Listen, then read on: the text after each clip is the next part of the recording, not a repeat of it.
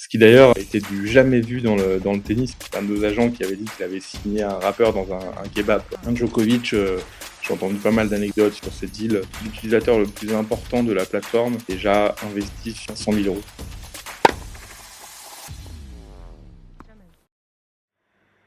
Alors, bienvenue pour un nouvel épisode d'Histoire de marque. On reçoit Kevin Crouvillier, cofondateur de Royalties, qui est une bourse aux talents et notamment aux joueurs de tennis, dont le divin chauve Adrian Manarino, Daniel Medvedev, Corentin Moutet, Ruud, Kyrgios, Per et autres, Caro Garcia, qui ont rejoint l'aventure. Vous offrez l'opportunité d'investir sur des sportifs comme en bourse dans le tennis, mais aussi le foot, le rugby, les sports auto et même le divertissement. Est-ce que tu peux commencer par nous dire déjà qui tu es et comment vous avez fait pour hacker le tennis, qui est un sport quand même assez méfiant et conservateur, en tapant très fort avec les têtes d'affiche que j'ai citées juste avant. Comment vous avez réalisé ce coup de génie? Alors déjà, moi je m'appelle, donc tu l'as dit, Kevin Crouvizier, je suis cofondateur de Royalties avec mon associé, Christophe. On a lancé, cette entreprise il y a maintenant plus de 2 ans et demi, donc c'est à la fois long et à la fois, récent, parce qu'il s'est passé, énormément de choses. Et moi, pour parler un petit peu de mon passé, j'ai un parcours assez atypique parce que j'ai arrêté l'école, très, très jeune pour me lancer, dans le jeu vidéo. On avait monté un site web de jeux vidéo avec, des amis à l'âge de 15 ans qui avait bien fonctionné. Donc c'était un peu le Far West, le début d'internet. Et ensuite, j'ai évolué dans le jeu vidéo, dans les médias, j'ai bossé pour, des groupes médias également. Et ensuite j'ai relancé, différentes startups et c'est là où j'ai rencontré, mon associé, Christophe. Donc pour résumer, voilà, parcours, entrepreneur, jeux vidéo, startup, tech et puis avant d'arriver, du coup sur, ce magnifique, projet qui est devenu, Royalties. Top. Et donc, deuxième partie de question, là tu nous as teasé, Ouais, deuxième partie de faut y question, ouais, aller. ouais, c'est vrai qu'elle était coupée en 2. Voilà, deuxième partie de question, sur le tennis. Écoute, tu as raison, c'est que le tennis, en fait, ça a été, compliqué de rentrer dans le tennis. Pourquoi? Parce que, déjà, on a commencé, du coup, par d'autres sports. On avait commencé par le football, par le rugby, par le fight aussi, et le tennis, effectivement. Pourquoi c'est compliqué? Tu l'as dit, c'est que, déjà, je pense que les mentalités dans le tennis, effectivement, sont, un petit peu différentes que dans d'autres sports. C'est beaucoup plus, fermé, notamment sur la partie, digitale. Bon, je pense que ça commence de plus en plus à s'ouvrir, hein, mais ça reste fermé. C'est aussi, des talents qui sont beaucoup moins accessibles, qui sont, très entourés, qui sont avec des grosses agences, notamment IMG, qui sont des mastodontes. Donc pour rentrer dans une agence comme, IMG, se faire connaître, se faire référencer et aussi, avoir la confiance mutuelle, les uns et les autres, ça prend beaucoup de temps. Donc ça demande d'avoir les bonnes per d'être entouré des bonnes personnes qui vont aller parler avec ces agences et avec les joueurs. Et surtout, je dirais, ça nécessite que les joueurs soient, eux-mêmes convaincus par, Royalties et par ce qu'on fait. Et dans le tennis, nous, ce qu'on a beaucoup apprécié, également et ce qui est un peu différent des autres sports, c'est que, pour le coup, les joueurs de tennis se sont tous beaucoup renseignés sur Royalties avant de signer. Certains ont même, ouvert des comptes Royalties avant de signer. Donc il y avait vraiment, en fait, cet intérêt pour la plateforme, afin d'être associés à quelque chose aussi qui les séduisait. Voilà, et ça, c'est un point qui est important pour nous. Et pour te dire, même pour, reboucler, c'est qu'on a même des joueurs de tennis qui sont rentrés au capital suite à ça.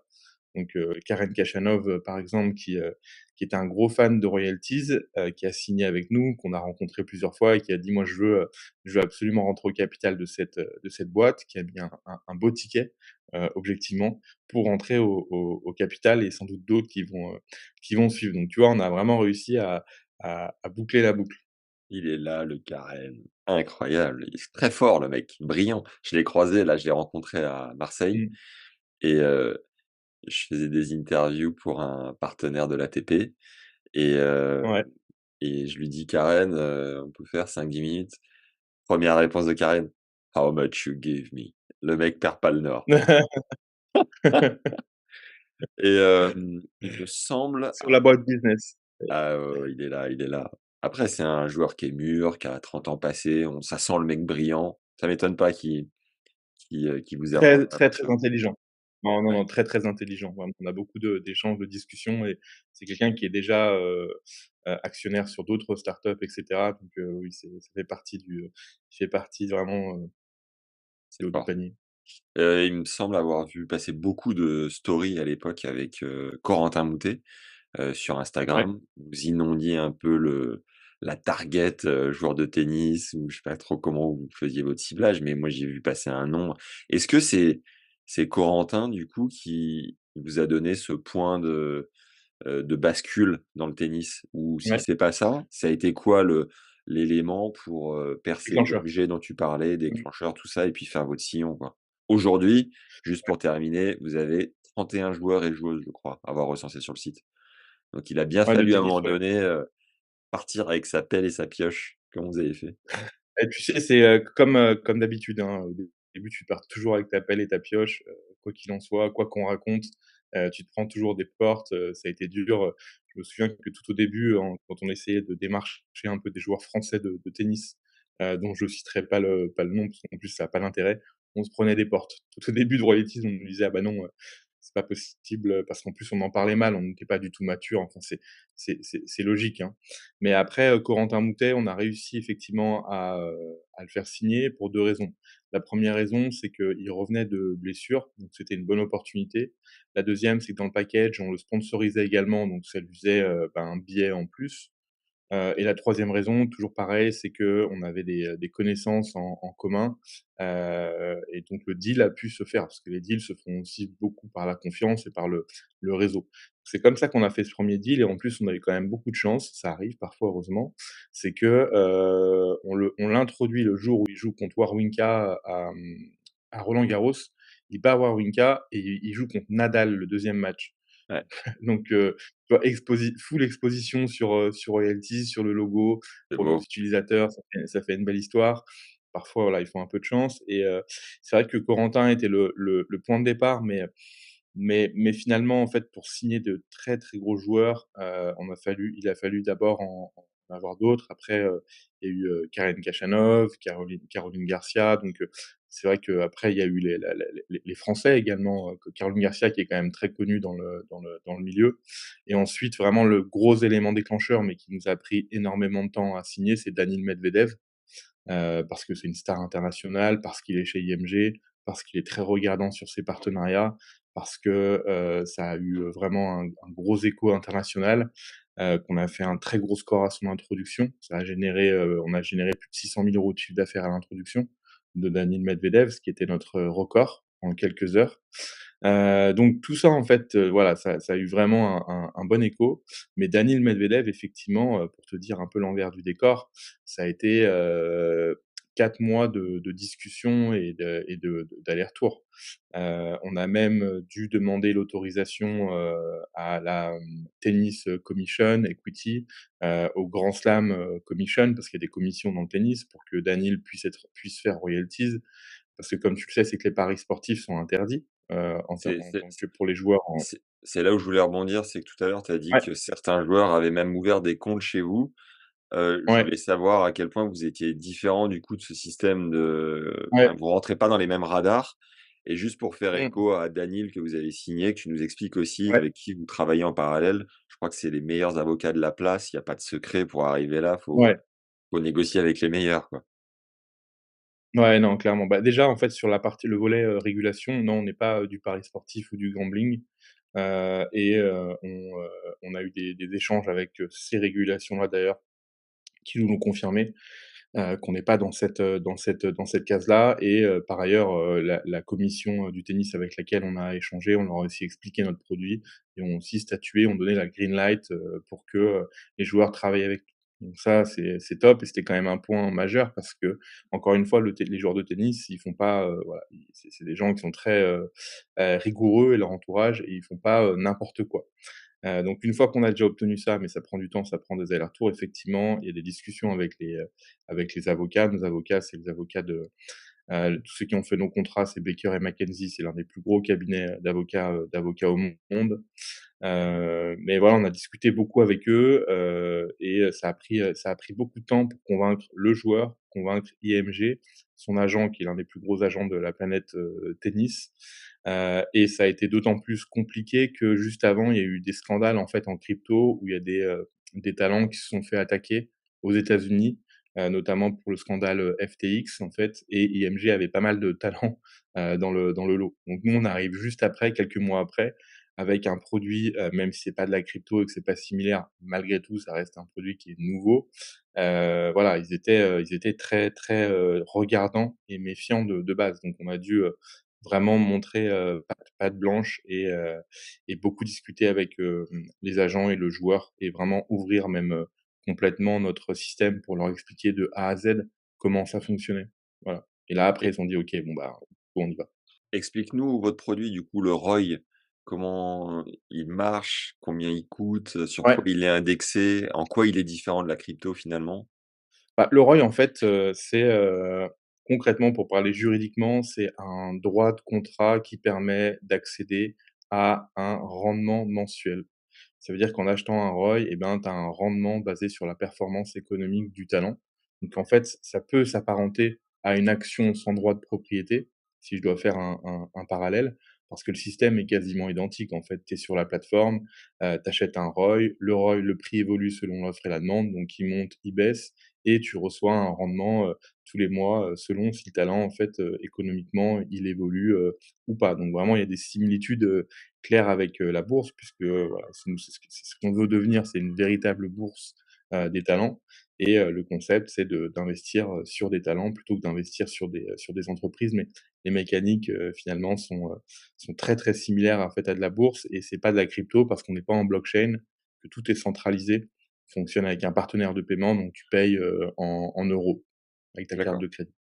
Et alors la valeur, marchande du joueur, heu, varie en fonction de quoi? Parce que j'ai vu passer le cours de Nick Kyrgios qui a augmenté pendant l'Open d'Australie, alors que ce bon Ouais. vieux Nick ne joue plus depuis 1 an. Sur quoi, tout ça, c'est pas indexé uniquement sur les résultats sportifs du coup? Non, bah, en fait, tu as 2 choses. Le cours, en fait, c'est uniquement l'offre et la demande entre les utilisateurs. Donc d'une part, tu as une partie spéculative, clairement. Parfois, tu as des talents qui montent sans vraiment, fondement. Parfois, tu as d'autres talents qui montent parce qu'il y a quand même une news qui est associée. Nick Kyrgios, pendant l'Open d'Australie, il me semble qu'il était quand même très présent, notamment, en médias, sur les réseaux, et Il a cetera. commenté? Donc je pense Ouais, ouais, il a commenté, donc ça lui donne de l'attractivité, donc forcément les users le voient, donc investissent sur lui. Son rendement à Nick Kyrgios, c'est toujours très bon parce que c'est quelqu'un qui, même s'il joue pas au tennis, il continue de faire du business, il continue d'être présent, il continue d'avoir des activités. Les utilisateurs l'aiment bien, donc effectivement, tu as, la partie, on va dire le prix, il évolue selon les news, mais parfois selon, juste, les faits aussi financiers macro, tu vois? Parfois, je te donne un exemple, mais quand c'est le mois où, les utilisateurs, enfin, doivent payer leurs impôts, par exemple, bah, tu vois qu'il y a moins de il y a potentiellement, potentiellement moins de cash sur la plateforme, donc potentiellement les prix baissent. Enfin, tu vois, tu as tous les effets macro qu'on peut aussi avoir, sur d'accord. une bourse un peu plus classique, voilà. Du coup, c'est quoi? C'est un algo qui calcule tout ça chez vous? Et si oui ou non, en fonction de quoi il le calcule? C'est quoi les Ouais. paramètres vraiment qui rentrent en jeu? En fait, le prix le prix courant, c'est simple, c'est, vraiment offre et demande. Donc, plus il y a d'achats, plus ça monte, plus il y a de ventes, plus ça descend. Mais le rendement, effectivement, c'est un algorithme qui calcule le rendement et l'algorithme, en fait, il prend, des données comme, le salaire ou, les réseaux sociaux. Donc sur les réseaux sociaux, il prend le nombre de publicités, le taux d'engagement et en fait, tous ces paramètres, il faut qu'on est capable d'établir une valorisation sur 10 ans et tous les mois, en fait, par rapport à cette valorisation-là, de faire évoluer, en fait, le rendement, voilà, d'un talent. Et le rendement, il est entre 2 et 50 par an maximum, par an, hein. Tu as dit sur 10 ans, ça veut dire qu'à chaque fois que vous signez un athlète, c'est des contrats de 10 ans? Ouais, c'est des contrats de 10 ans. Ce qui d'ailleurs, était du jamais vu dans le tennis et ça, c'est un truc, qu'on a dû, faire accepter. Alors on a la chance encore une fois d'être, bien entouré, d'avoir des agents avec lesquels on travaille qui connaissent déjà ce monde-là parce que si on y était allé, par nous-mêmes, on n'y serait pas arrivé. Et en fait, clairement, quand tu arrives devant un joueur de tennis, que tu lui dis: «Voilà, bah, le contrat, c'est un contrat de 10 ans et en plus de ça, d'exclusivité pendant 10 ans». au début, les mecs te font des yeux en te disant: «Mais c'est du jamais vu», donc bah, ouais, 10 ans, OK, mais est-ce que tu es prêt à sortir les est-ce que tu es prêt à sortir les dizaines de millions là? Parce que c'est pas, voilà, c'est contrat de 10 ans, c'est du jamais vu et on doit vraiment leur expliquer et aussi faire preuve de pédagogie pour leur expliquer pourquoi, un ROI peut pas, tenir uniquement 1 an. Parce qu'un utilisateur va pas acheter, un ROI ou une action, 1 an, ça a pas de sens. Donc il y a on a dû faire accepter aussi ce concept-là, ouais. Et alors, tu es allé beaucoup trop loin, il faut que tu nous donnes des chiffres. Tu nous as dit que Danil, avait généré 600 000 le premier jour. Est-ce que tu peux nous donner des fourchettes sans rentrer trop dans la confidentialité? Mais comment est-ce que tu embarques, une star comme Danil? Qu'est-ce que tu lui proposes comme contrat? Est-ce qu'on peut avoir des montants ou Corentin ou Kyrgios ou Benoît Paire ou même les filles pour faire un distinguo entre les 2? Ça marche Ouais. comment? En fait, tu as des contrats, nous, c'est un contrat de droit à l'image, clairement. Donc, Ouais, en fait, le talent, il nous cède son image, dans un périmètre quand même qui est défini, et on peut, l'exploiter, au travers de l'écosystème, royalties pendant 10 ans.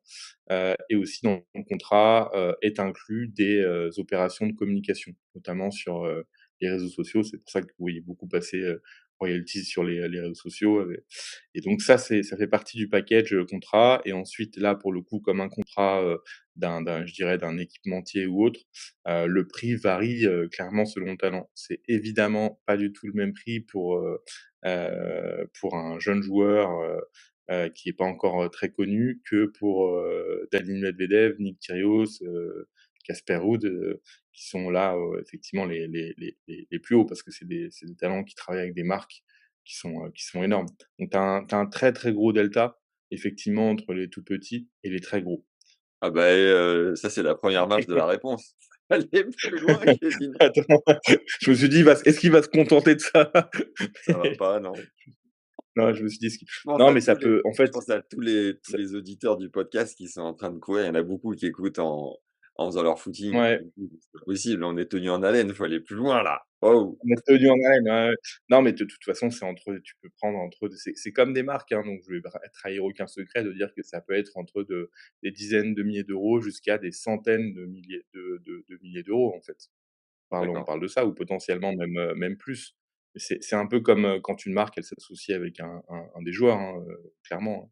Je pense que les prix, il y a pas mal de prix qui circulent, même sur le tarif d'un post Instagram pour une célébrité, pour des choses comme ça, on est dans ces eaux-là. Est-ce que un contrat avec Danil va dépasser le million chez vous, par exemple? Ou, c'est une fourchette que vous avez un cap, un palier à ne pas dépasser? On a des budgets, en fait, concrètement parce qu'il y a un business model, derrière, donc on peut pas, dépasser un certain montant. Parfois, il arrive qu'on parle avec des talents et qu'on arrive au bout de la discussion et on se met pas d'accord, pour la bonne et simple raison que, bah, on n'est pas d'accord sur des termes, financiers, que pour nous, c'est trop élevé par rapport à ce qu'on escompte vendre au lancement et sur les années à venir, donc parfois les deals pètent, donc on a déjà une idée bien précise effectivement de là où on veut aller. Après il y a de la négo, hein, toujours et puis on tombe, sur un chiffre, en général, qui nous va bien aux 2. Mais oui, des talents comme Daniil Medvedev, évidemment, ils essaient au début de maximiser, c'est le boulot d'un agent, son image. Mais après nous, on n'est pas d'accord, on descend et puis on arrive à un truc, voilà, qui paraît cohérent. Plus d'1 million d'euros du Mais je coup peux ou pas pas? donner de chiffres Voilà. précis. Non, puis je peux pas donner de chiffres précis parce que nos contrats, on est quand même, voilà, assujettis à une clause de confidentialité qui est sur nos contrats. Donc si je commençais à donner des chiffres, j'aurais, ne le ser mon service, légal qui m'enverrait directement un coup de jus.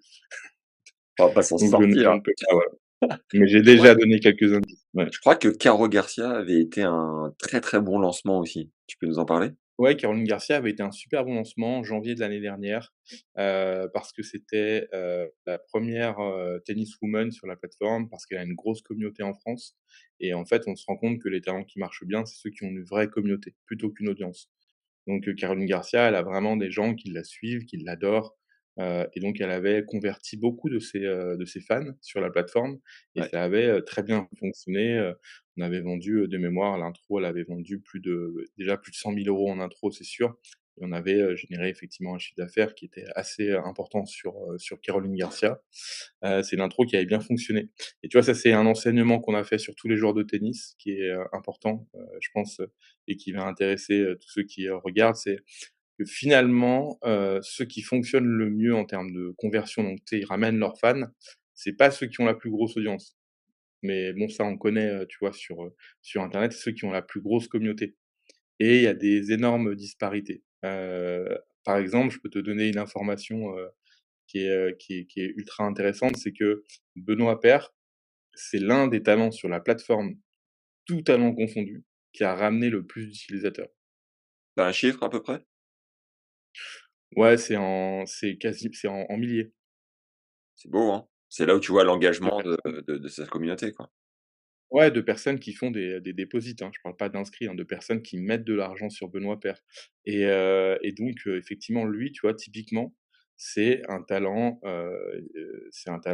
qui est génial, pour ça et au contraire, tu vois, on a des grosses stars internationales parfois qui arrivent sur la plateforme, qui vont ramener moins parce qu'elles ont, c'est des followers mais pas des communautés et Musetti, nous, par on voit exemple? du coup Musetti, ça avait bien marché à l'époque parce qu'on l'avait Oui. mis, c'était quasiment le tout 1er joueur et c'était audience italienne qu'on n'avait pas vraiment.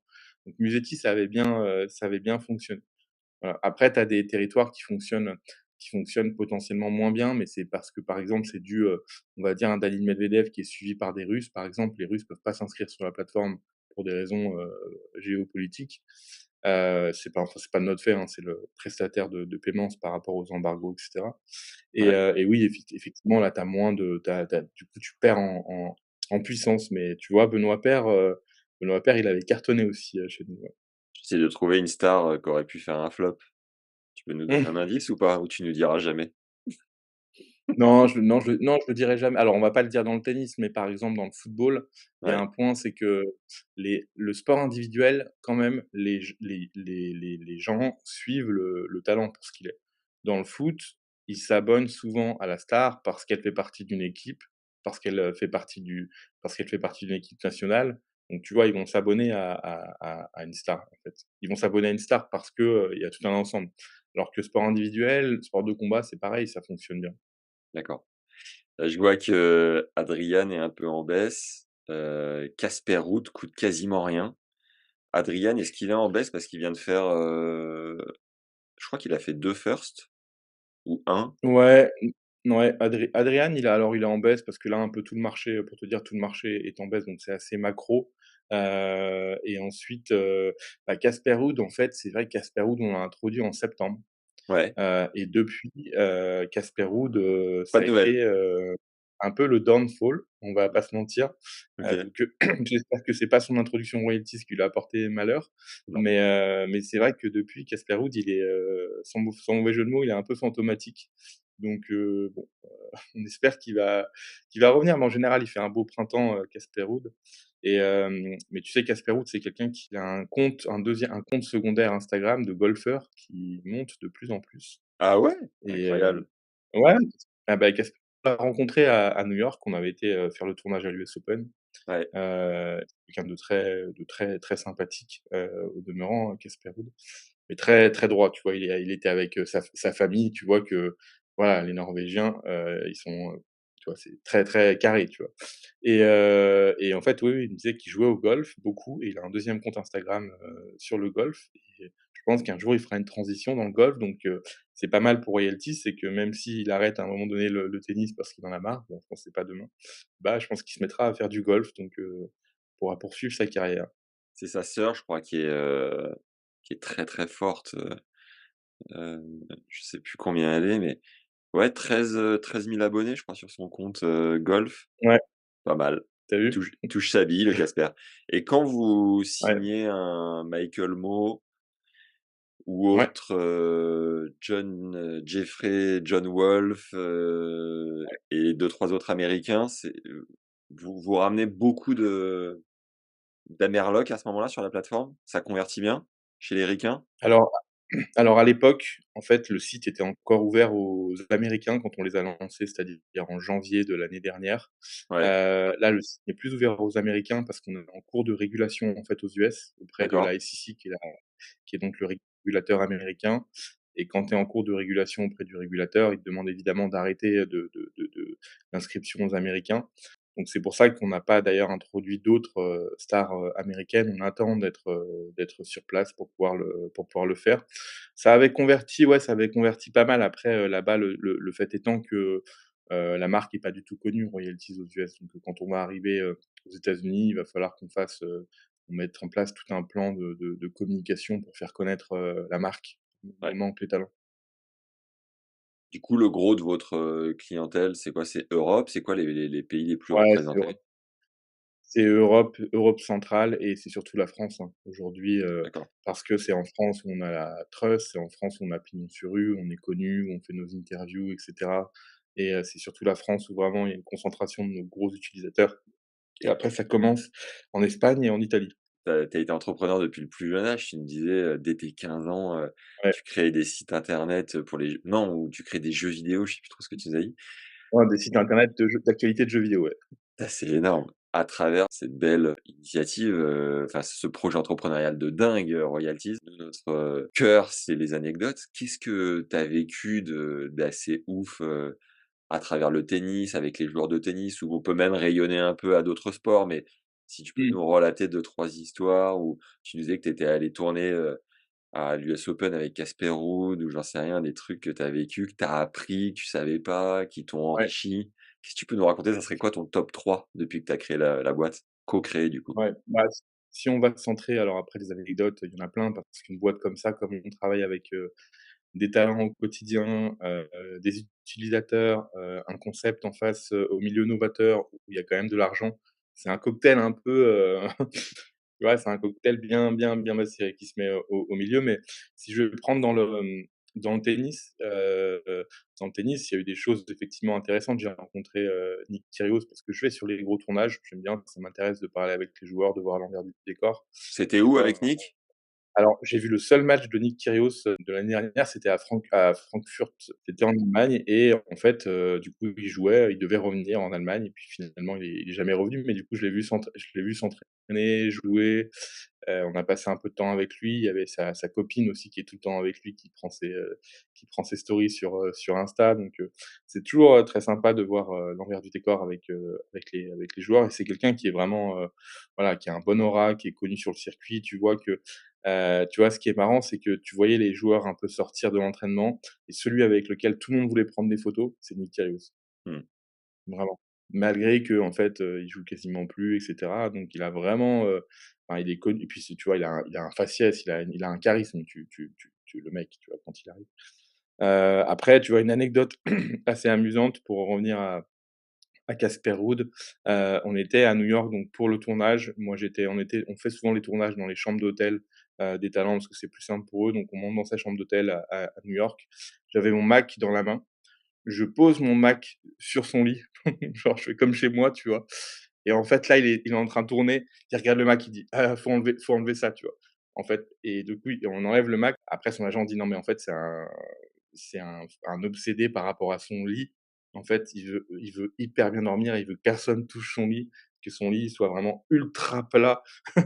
Et moi, je suis avec mon Mac, bam! Le Français, tu vois, qui arrive et qui Mythique. se croit chez lui. Et donc voilà, donc il a Je peux taper presque une un sieste, toc Casper. de c'est presque un toc de Casper Ruud et après, effectivement, tu vois, on a beaucoup de les rencontres, bah, justement, il y a toujours des anecdotes comme ça, c'est très sympa, mais dans le tennis, c'est vrai que c'est des gens quand même qui sont on a rencontré aussi Mira Andreeva, qui est très mature pour son âge. Vraiment, c'est impressionnant. Je pense qu'elle l'est sur le court, mais elle l'est aussi vraiment dans la vraie vie. Tu vois, dans sa manière dont elle s'exprime, dont elle parle, dont elle répond aux interviews. C'est vraiment déjà des personnes à 15 ans qui sont vraiment déjà formatées pour le succès. Mmh. D'ailleurs, elle est chez IMG aussi avec le même agent que Medvedev et ça se voit, tu vois? C'est impressionnant, tu vois, de voir quasiment une enfant, enfin une adolescente maintenant, mais tu vois, qui arrive, clairement à, heu, à faire des interviews, comme si elle avait, 30 ans. C'est Ouais. incroyable de Coup de voir ça. génie pour vous, de la signer aussi jeune, non? Si elle devient, top 10, top 5, Ouais, j'imagine que le prix actuellement est largement inférieur à ce qui sera dans 5-6 ans, quoi, même avant. oui, sauf que, les agents et comme IMG et ils ont raison, hein, pour le coup, on fait pareil, nous les startups, c'est qu'ils valorisent quand même le talent sur le futur. Donc ils savent ce qu'est Mirandreva, ce qu'elle va probablement devenir. Donc c'est pas parce qu'on l'apprend maintenant qu'elle coûte beaucoup, beaucoup moins cher que dans 1 an, par exemple. Les joueurs débloquent des paliers aussi si, demain elle est top 20, top 10, top 5? On a certains contrats comme ça effectivement avec, des paliers dans tous les sports, hein. D'ailleurs sur le football, ça peut être, si jamais, le talent, qui est très jeune, il va dans un top 5, club, et bien effectivement il refait un placement et il y a un bonus qui lui est accordé. Donc ça, c'est potentiellement pour les très, très jeunes talents où effectivement on va vers ce type de contrat. Mais en tout cas le tennis, oui, puis il y a aussi, voilà Roland Garros, tu vois? On a beaucoup d'accès, donc on peut aller voir les joueurs, donc on sait bien, on voit les coulisses de comment ça se passe. Ouais. Et ça, c'est vraiment, vraiment chouette. C'est l'une des facettes, si ce n'est la facette de mon métier aujourd'hui qui est la plus fun, pour le coup.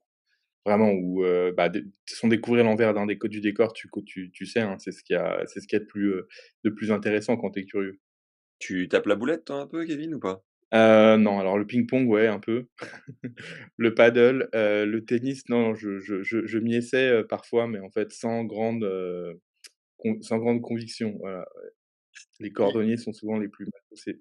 qui ont été ces agents, de génie chez vous qui ont réussi à dealer du coup, tu disais qu'il y avait des gens qui connaissaient bien le tennis, qui Ouais, foutaient bien le truc, comment mmh, vous fonctionnez pour aller, fais-nous un petit historique d'ailleurs de ces agents et ouais, les 1ers sportifs qui ont été signés. Je crois que le gros déclencheur chez vous, ça a été Antoine Dupont, dans le rugby. ouais, Antoine Dupont. Est-ce que tu peux nous parler de ces personnes de l'ombre et puis de votre Ouais, cheminement du coup sur, voilà, votre success story quoi? Parce qu'aujourd'hui, je crois que c'est une boîte qui pèse, très lourd, non?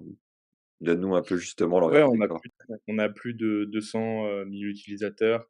On double notre chiffre d'affaires l'année dernière, donc c'est une belle boîte malgré un environnement économique, qui est pas simple.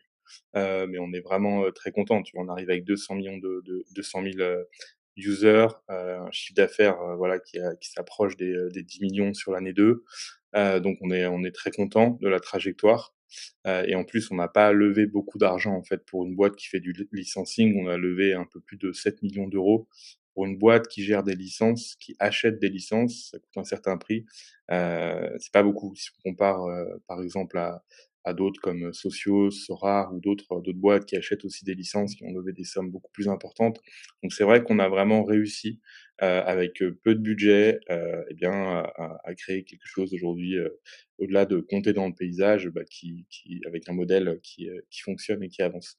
Après, effectivement, au début, bah, comme d'habitude, comme on a dit, tout à l'heure, c'est toujours le plus dur, c'est qu'on s'est pris franchement avec mon associé Christophe, des portes, mais par dizaines, en fait, et même par des talents qu'aujourd'hui on ne voudrait potentiellement pas signer sur la plateforme, et parce qu'en fait tout le monde nous disait non. Parce que déjà on était personne, que les gens ne nous faisaient pas confiance, parce que, bah, le produit existait pas. Que si on se met à leur place, on peut comprendre, et qu'on en parlait très, très mal. Donc dans ces cas-là, tu sais, c'est comme tout, le plus dur, c'est les premiers, en fait. Une fois que tu as les premiers, après ça avance. Les premiers gros noms qui nous ont fait confiance, c'est, Antoine Dupont, Presnel Kimpembe, ça c'est dans le sport, et c'est vrai que ça, après, ça débloque le reste. Donc le but, c'est de trouver tes premiers ambassadeurs, comme pour, les clients, hein, finalement c'est pareil, qui ensuite vont, permettre de débloquer le reste, de faire en sorte que ça se passe bien avec eux, et après ça avance. Et c'est vrai que les agents, en fait, avec lesquels on travaille, ont un rôle qui est déterminant, mais surtout effectivement au début, parce que ça se joue beaucoup à la confiance, en fait, au début. C'est toujours la même chose, c'est la confiance. Et dans le tennis, on travaille avec une personne qui s'appelle, Augustin. S'il regarde le podcast, il se reconnaîtra, qui est quelqu'un qui évolue dans le tennis depuis très, très longtemps, et avec qui on a une très bonne relation de travail et de confiance. Et voilà, c'est lui qui a ouvert les portes, qui a ouvert son réseau, et qui nous a fait confiance aussi parce que, bah, en se mettant on va dire au milieu des joueurs et de nous, bah, il ouvre aussi son carnet d'adresses. Évidemment, et il y a une relation commerciale, hein, bien sûr, pour que tout le monde puisse être vertueux, mais c'est comme ça, en fait. Je pense qu'au début, de toute façon, c'est la confiance en business. Il y a pas d'autre solution, en fait. Il y a un moment, faut que tout le monde, tu vois, se dise: «OK, on a confiance, on y va». C'est comme ça que ça marche, hein. Bon, 2e, épisode avec, Augustin du coup qui nous régalera de toutes ses anecdotes dans le tennis. Augustin, c'est bien ça? C'est ton prénom? Tout à fait, ouais. Ouais, Ouais. ouais. Combien d'employés vous êtes actuellement? On n'est pas très nombreux, hein, on est en salariés, on est plus on est une petite vingtaine, en fait, en salariés. D'accord. Je crois qu'au départ, vous aviez commencé dans le rap, non? Enfin, vous aviez des artistes Ouais, un peu, est-ce que, ouais, complètement. est-ce que c'est toujours le cas ou pas? Et je crois que tu m'en avais parlé en off, que, Mmh. ça avait plus ou moins bien marché. Est-ce que tu peux nous raconter un peu? Ouais, bah, non, mais après, c'est vrai qu'en fait, alors déjà, heureusement que les rappeurs ont été là parce que c'est ceux qui nous ont fait confiance tout au début. Parce qu'avant de OK, lancer dans le sport, en juillet 2021, on lance avec, des rappeurs, VG Dream, Joey Douet-Filet, Sofiane, et eux, nous font confiance parce que je pense qu'ils ont un caractère un peu plus fonceur, sans doute, que les autres, et c'est eux qui nous ont permis vraiment de pouvoir, lancer le produit.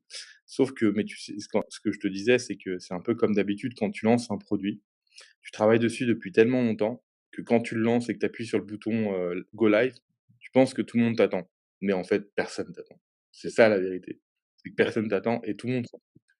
C'est la stricte vérité à chaque fois, et donc bah, du coup, au début, oui, nous, on s'est fait des hypothèses de lancement parce on se dit: «Le concept, il est ouf, On est ça des va génies. forcément marcher».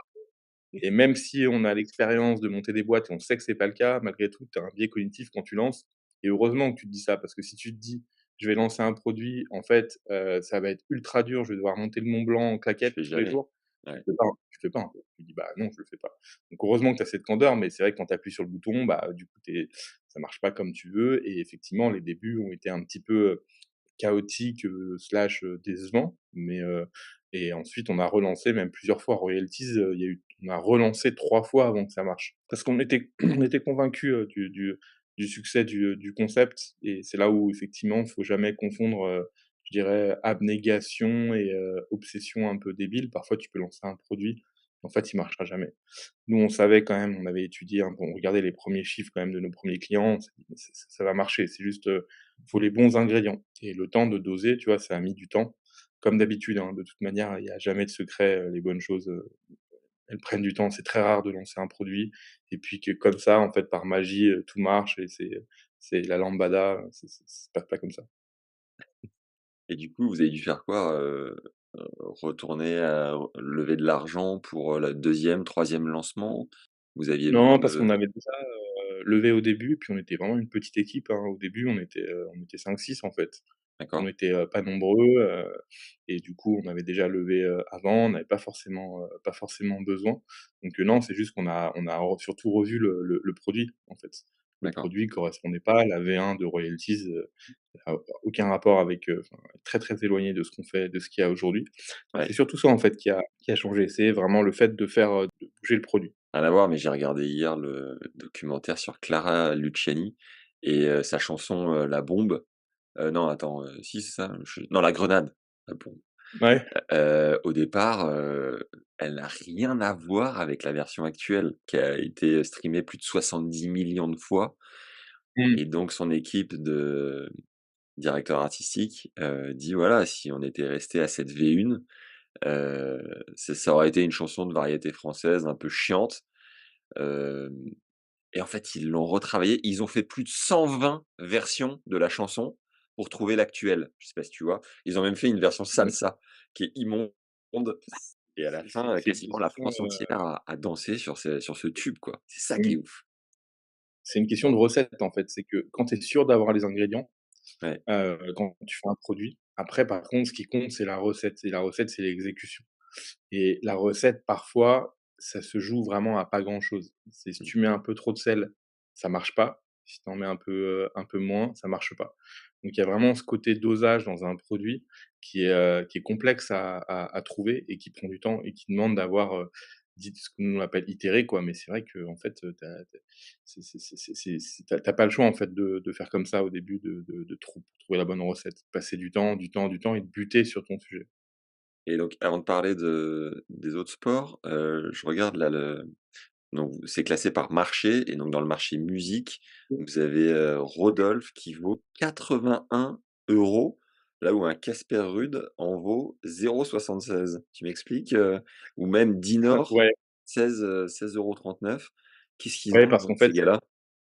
alors, ils ont ces gars-là qu'en fait, ils sont sur un ancien système qui s'appelle carnet d'ordre. C'est un D'accord, système avec lequel on a commencé.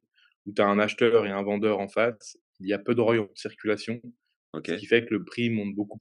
Donc là, c'est complètement, décorrélé, on va dire, de la réalité et là, on est en train de transférer, de convertir tous ces, ROI du modèle order book vers le modèle, actuel pour que ce soit sur des prix qui soient des prix, en rapport avec le marché. Donc d'accord. voilà pourquoi ils sont, sur une autre planète, ces 2-là. OK. Donc vous avez musique, entertainment et business. Dans business, je vois Blaise Matuidi. En quoi sont Ouais, en quoi est-ce qu'on peut, évaluer les fluctuations de son ROI? Il investit dans quoi Blaise? J'ai pas du tout suivi moi. voilà, Blaise Matuidi, aujourd'hui, il a plusieurs, entreprises. Il a aussi un gros fonds d'investissement avec des sportifs qui s'appelle, Origins. C'est Ouais, un fonds d'investissement qui investit dans des boîtes tech, où il a embarqué beaucoup de ses potes, dans le sport, et donc ça, c'est un ce qu'on appelle un VC, sur le marché, tech qui investit dans des boîtes. Donc c'est lui qui est à la tête de ce VC. Il est general partner, ce qui est un rôle, quand même, clé, dans cet écosystème-là et il a d'autres business, en parallèle et puis il est toujours présent sur les réseaux sociaux donc là, les utilisateurs, ils investissent sur sa capacité effectivement à, continuer à générer du business au même titre que Khabib que tu peux voir, à côté dans la rubrique business. Khabib qui est mondialement, connu, le fighter, qui a plus de 60 millions de followers et lui, c'est pareil, il a arrêté le fight, mais il a son académie de fighter, il a des restaurants, Khabib Burger, en Russie. Il va faire un deal avec le PSG qui va s'appeler Khabib PSG. Enfin, on a aussi effectivement cette rubrique entrepreneur où on peut mettre des talents, tu vois, qui sont en retraite sportive, mais qui ont quand même un business. il vous a rapporté de l'utilisateur un peu Khabib? Ça marche bien? Khabib, ouais, Khabib, ça avait cartonné. Ça avait Khabib, c'est cartonné lourd. Khabib parce que ouais, c'est un peu comme en bourse, c'est une flagship, enfin, c'est tellement connu qu'en fait, ça avait, effectivement, ça avait cartonné, surtout dans le monde du fight. Parce que même s'il a 60 millions de followers, même si tu as beaucoup de followers russes, malgré tout, il y a une aura qui est sur ces talents-là, qui c'est des stars internationales, qui est forte et qui dépasse vraiment, les réseaux sociaux. Les Russes peuvent pas, vous rejoindre, tu disais tout à l'heure? Pas investir sur la plateforme, non. Dans le fight, ça convertit bien aussi? Ouais, Fight, Fight, le MMA, c'est vraiment un secteur qui a le vent en poupe, notamment en France, Ouais. qui est en pleine croissance.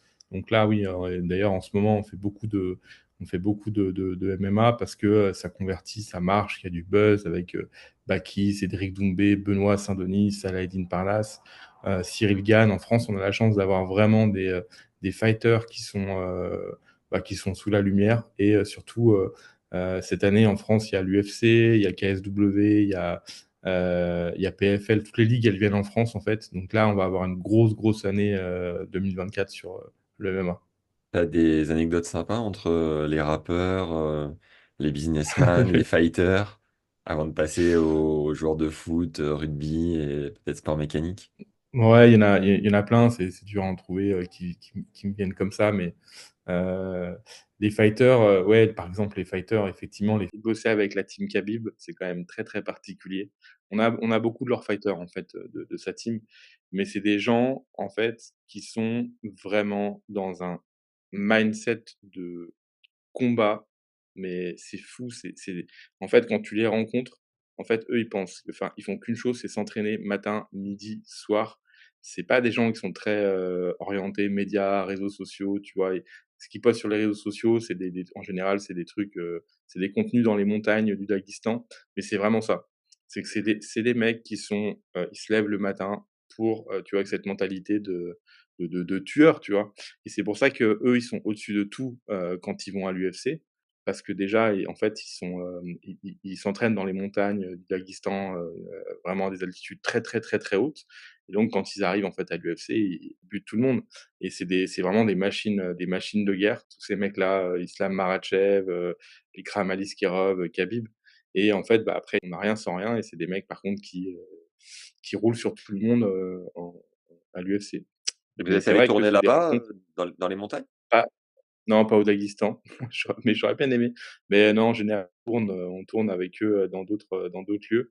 Mais c'est quand même des rencontres assez, perturbantes parce que tu vois que c'est des personnes qui sont pas sur le même énergie que nous, Ouais, vraiment. OK. Tu vois? Ils sont ouais, enfin vraiment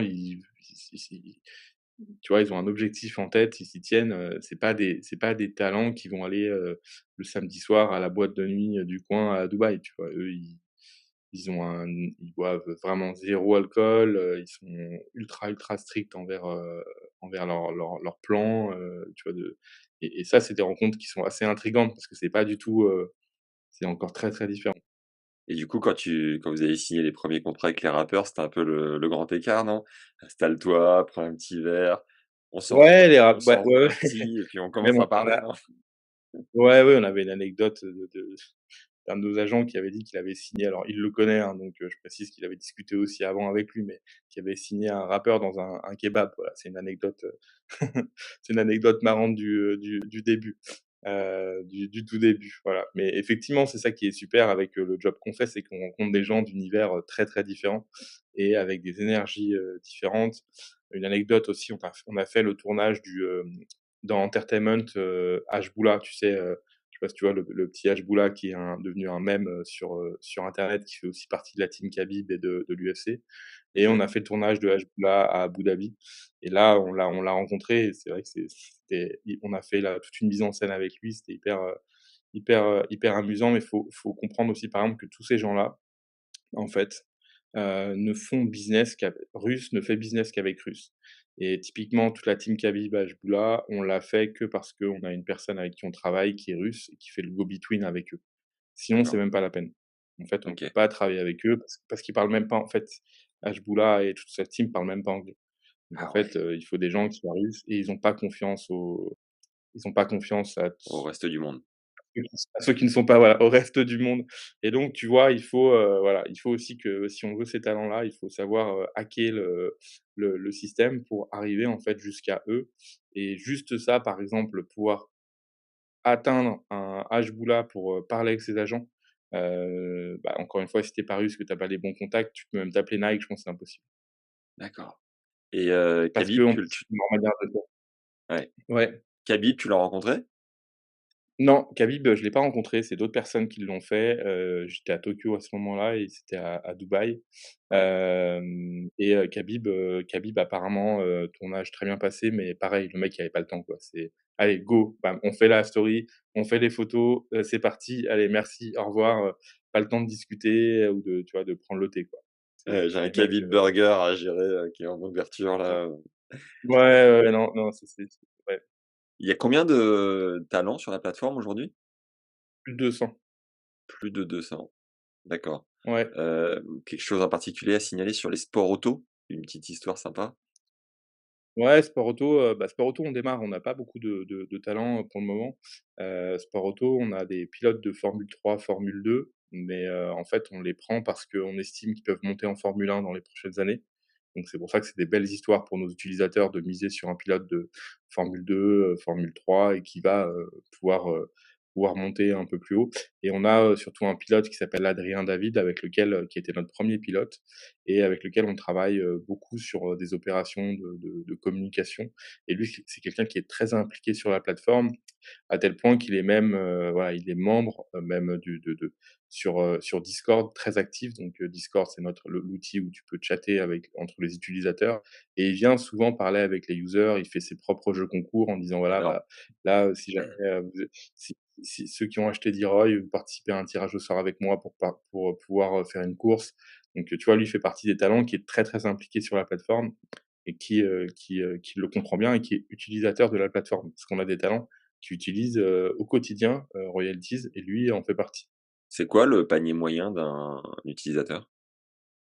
Le panier moyen, alors ça dépend ce qu'on appelle panier moyen, tu veux dire le panier moyen, combien il dépense par mois, un utilisateur? Ah, c'est C'est mensuel du assez coup? C'est des variable. dépenses mensuelles? Enfin, c'est si tu Ouais, mets parce un que nous on montant calcule, sur un ah oui, ça varie en fonction de ouais, tu peux mettre, ouais, en fait, c'est pas ça, c'est juste que nous, en fait, on calcule de manière, mensuelle, parce qu'un utilisateur, tu vois, il peut faire plusieurs dépôts sur la plateforme. Mais, le dépôt moyen sur la plateforme, si on prend un peu en médian, on est plutôt vers, les 87 €. d'accord, OK. Donc le dépôt moyen, voilà, quand tu crédites avec ta carte de crédit, ton compte. Et généralement 87 €, c'est réparti sur plusieurs personnes, plusieurs sportifs? Ouais. Ouais. Mmh. Et c'est quoi généralement les Ouais. «mises» entre guillemets, «mises», sur, par sportif? Il y a une moyenne là-dessus? Ouais, ça varie vraiment, hein, il y en a certains qui peuvent mettre des sommes, très importantes sur un talent parce qu'ils y croient, parce que le rendement il est élevé. Un Nick Kyrgios par exemple, il y a des utilisateurs qui ont mis beaucoup d'argent sur lui. C'est combien Typiquement beaucoup? parce que beaucoup, bah, ça peut être en dizaines de milliers d'euros. Ah ouais, quand même. Oui, oui, on a des utilisateurs, on a l'utilisateur le plus important de la plateforme, c'est un utilisateur qui a déjà investi sur la plateforme plus de 500 000 €. La vache! Et on sait, plus ou moins, à combien il est? C'est-à-dire combien sa performance, tu veux dire? Ouais, Ouais, bah, sa performance, il a un rendement lui, annuel estimé à peu près, 13. mais c'est Donc, tu vois, ça énorme! lui fait un ouais, bah, sur les talents, ouais, tu peux avoir des beaux rendements. Du coup, avec des gars comme ça, vous perdez vachement d'argent, non? Non, parce qu'en fait, non, parce que c'est proportionnel, en fait. Tous les rendements, ils sont calculés, en fait, au moment de l'introduction. D'accord. Donc, on perd pas d'argent. Plus en fait, c'est pas parce que plus il y a de volume, plus on perd d'argent. Au contraire, plus il y a de volume, nous, comme on est sur des frais de transaction qui font partie du modèle, plus il y a de transactions, et plus on gagne de l'argent.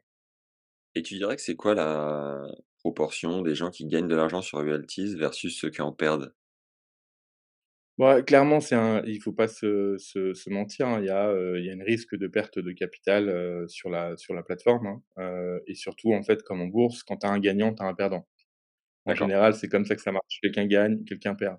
Donc après, ça dépend parce qu'en fait, si tu prends juste l'aspect, on va dire, trading, tu as un gagnant, un perdant. Après, il faut regarder, en fait, ce que l'utilisateur, il gagne à l'année avec, le rendement, son capital et on a aussi, autour de ça, on met en place ce qu'on appelle des missions pour gamifier un peu l'expérience. Ça veut dire que les utilisateurs, ils peuvent gagner des récompenses en effectuant, en fait, certaines actions avec un certain nombre de volumes de trades, en atteignant un certain rendement ou, en invitant des amis. Donc il y a tout ça en fait mis bout à bout, ils y ont accès dans leur wallet. C'est ce qui fait vraiment la performance des users et il y en a qui ont des notamment comme je te disais, des très beaux rendements, annuels qui dépassent, de très loin, ce qu'on peut voir, dans le secteur, notamment.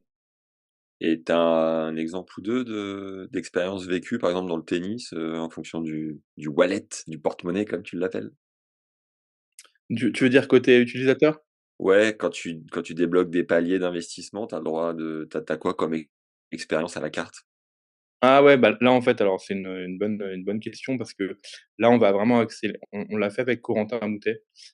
Typiquement, en fait, voilà, ceux qui achetaient un certain nombre de Roy Tennis avaient accès à une expérience avec Corentin Moutet, permettant de, faire l'entraînement avec lui.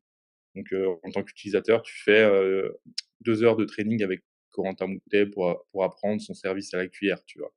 Ça, c'est le Énorme. genre d'expérience qu'on met en place. On avait aussi, offert des places VIP à Roland-Garros avec, Karen Khachanov et là, on lance une nouvelle fonctionnalité d'ailleurs dans les prochaines semaines qui s'appelle le Shop, où là, clairement, tu vas pouvoir échanger des ROI contre des expériences, contre du merch dédicacé.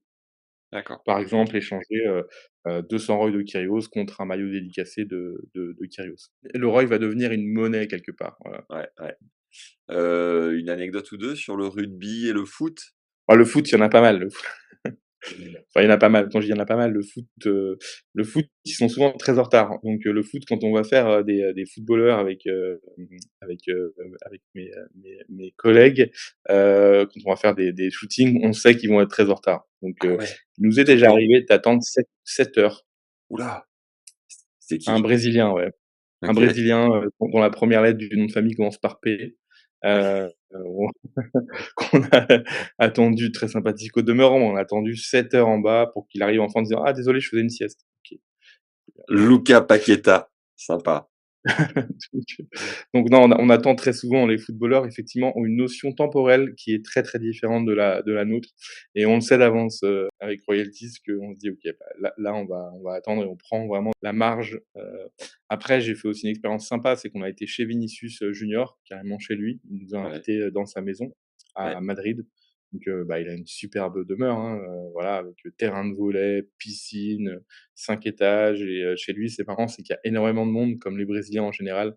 Ah ouais, Donc il y a sa famille, ses potes, les potes de ses potes, ça fourmille en fait, il tu vois? régale. Chez de monde et il régale, ouais, je pense et pareil, un moment sympa, tu vois? Quand tu vas chez les joueurs, on était aussi chez, Wesley Fofana à Ouais, Londres et il a une salle d'arcade en bas de chez lui, de dans son sous-sol, une salle de jeux vidéo d'arcade, démentielle.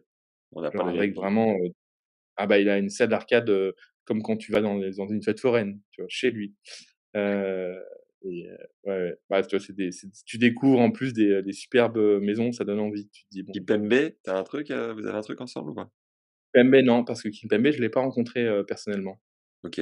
C'était qui le footballeur qui vous a ramené le plus d'utilisateurs? De tous les footballeurs comme ça, alors j'en ai certains qui me viennent, en tête. Leao avait vraiment très bien fonctionné. Leao Ouais, nous avait ramené beaucoup d'utilisateurs, ouais. grosse communauté. Il joue où? Heu, il joue à Milan parce que, D'accord, je pense que les gens aiment bien les dribbleurs, les talents un peu flambeurs comme lui. Camavinga aussi, Eduardo Camavinga nous avait ramené beaucoup de monde et on avait été faire le tournage avec, à Madrid aussi avec Camavinga et Aurélien Tchouaméni.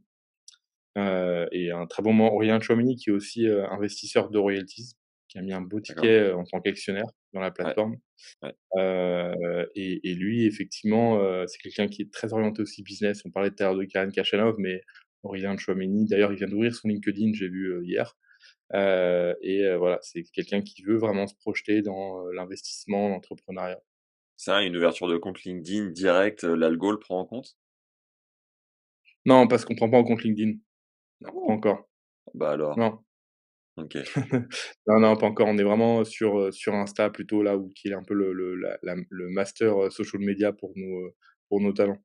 Vous avez, TikTok, X, Non, Facebook, tout ça, non? Que sur non, Insta? D'accord, non, parce ouais, mais en fait, c'était un choix aussi, c'est qu'en fait, on a, détecté que Instagram, c'est quand même ce qui drive, vraiment la croissance du talent, parce que c'est là où le talent, il fait tous ses placements promotionnels sont en général sur Instagram. Donc OK, tu arrives à traquer justement au mieux, les placements promotionnels des talents, c'est sur Insta.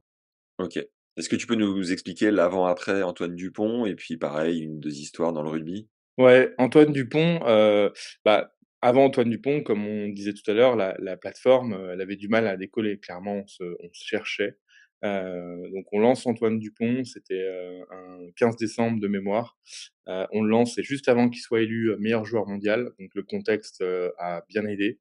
On le lance et là, l'introduction est sold out, très rapidement en quelques heures, ce qui n'était jamais arrivé sur, royalties avant et là, on voit le prix commence à monter. Il y a plein de gens qui commencent à rentrer sur la plateforme, des milliers d'utilisateurs qui Ah commencent à ouais, utiliser le produit, qui en parlent.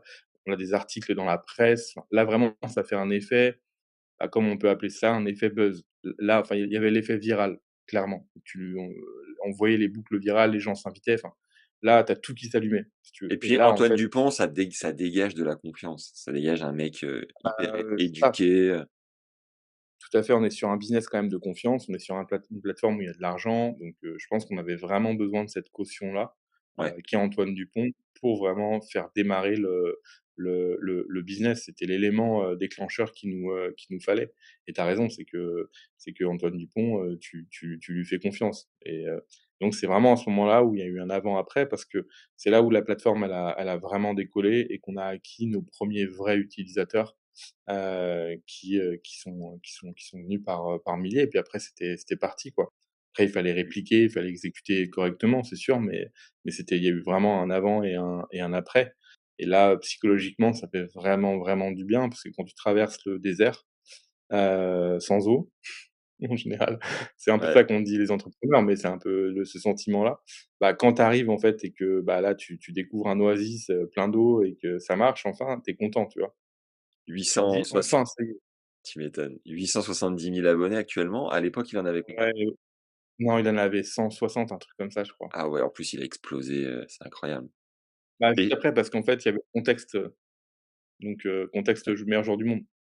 et c'est une vache à lait constante qui continue de vous rapporter du monde en permanence ou ça dépend des activations que vous faites avec lui? C'est quoi dans le contrat? Vous faites des posts tous les combien? Ça marche comment? Non, ça dépend. En fait, c'est soit on a des contrats effectivement où on a des postes qui sont, dédiés dans le temps.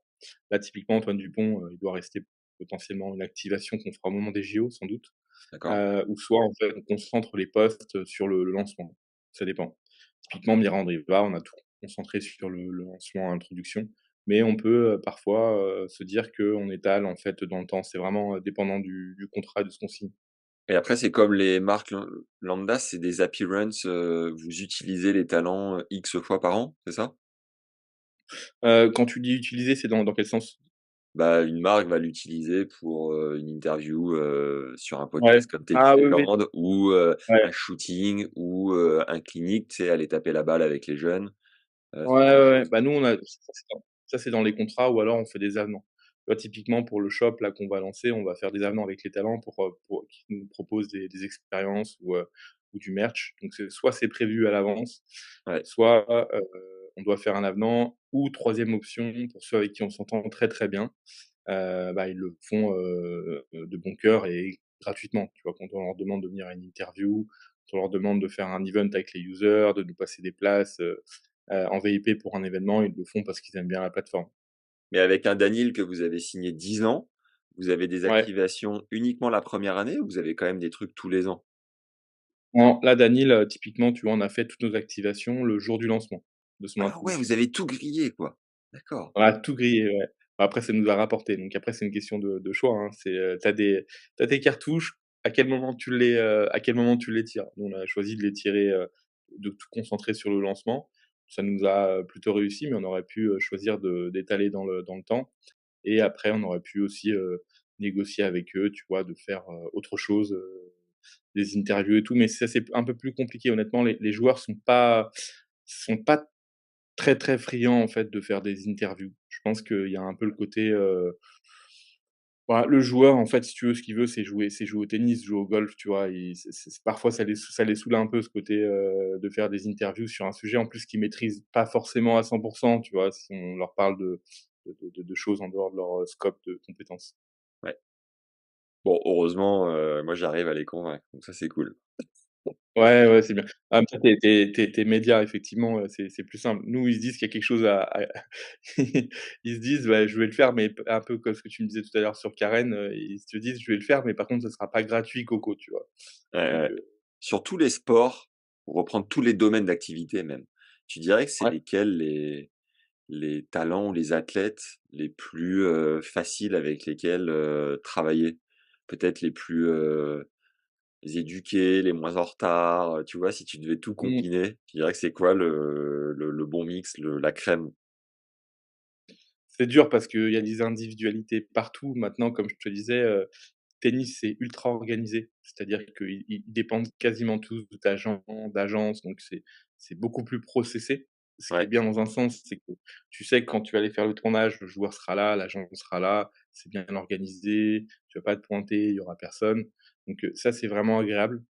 Maintenant, ça peut être plus complexe en négociation parce que justement, tu fais face à des très grosses écuries. Donc forcément, en face, tu as des avocats, tu as des gens qui savent comment ça fonctionne.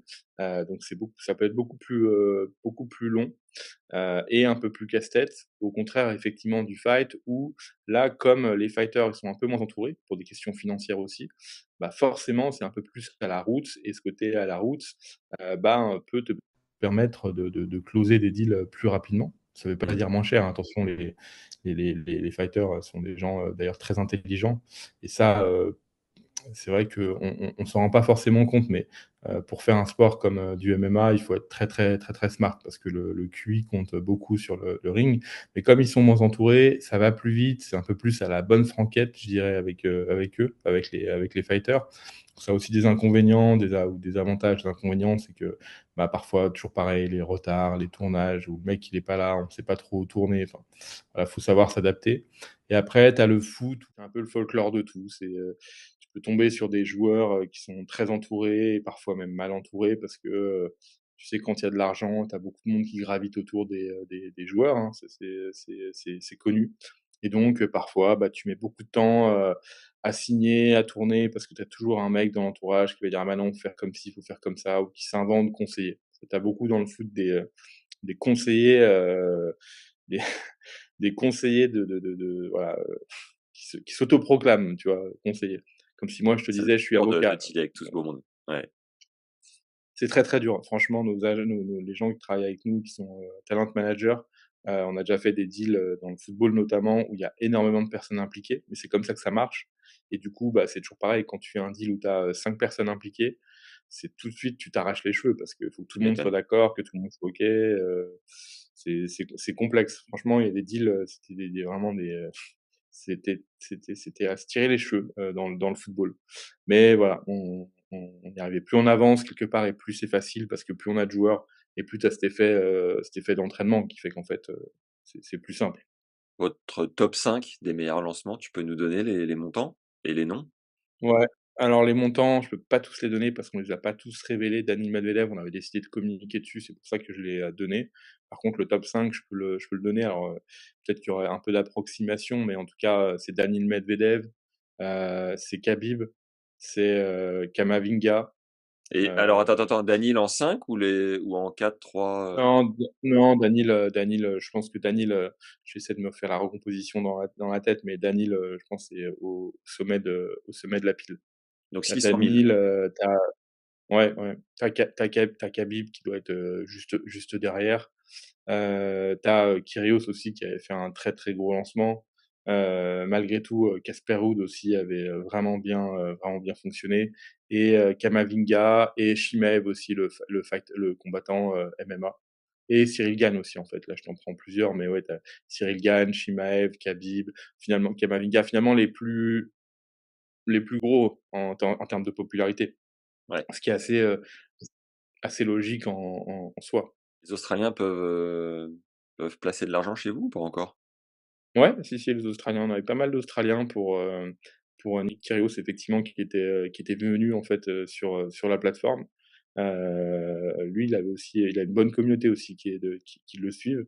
Même si l'Australie, c'est vrai que c'est à l'autre bout de la terre. Je dis ça parce qu'en fait, c'est jamais évident quand tu es une plateforme française de convaincre des Australiens. C'est parce que c'est comme ça. C'est comme si nous, en fait, on allait sur une plateforme qui était, je sais pas, en Nouvelle-Zélande ou en Australie. Donc tu vois, tu as quand même cette ba même si le style est en anglais, tu as quand même Tu te cette, méfies, bien sûr. voilà, beaucoup plus. Tu as moins de trust tout simplement, quand plus tu es loin, moins la trust elle est forte, c'est comme ça, hein, mais ça avait quand même ramené pas mal d'Australiens, ouais. Tu parlais d'ailleurs tout à l'heure d'un label, Trust que vous avez qui est en France. Ça dépend de quoi? Comment ça s'obtient? Ça marche comment? Tu veux dire, quand tu dis le label? Je sais pas, tu nous as dit: «Notre trust, il est en France». C'est quoi?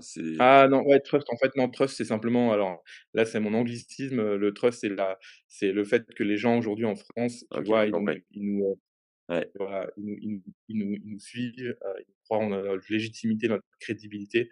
On l'a là clairement en France, parce que c'est ici en fait qu'on est, on est locaux, on parle français et c'est beaucoup plus simple de démarrer, en France et nous, on fait quand même de la finance et c'est de l'argent et forcément, tu as cette partie-là où il faut convaincre de ta légitimité dans les autres territoires où tu vas, c'est comme ça.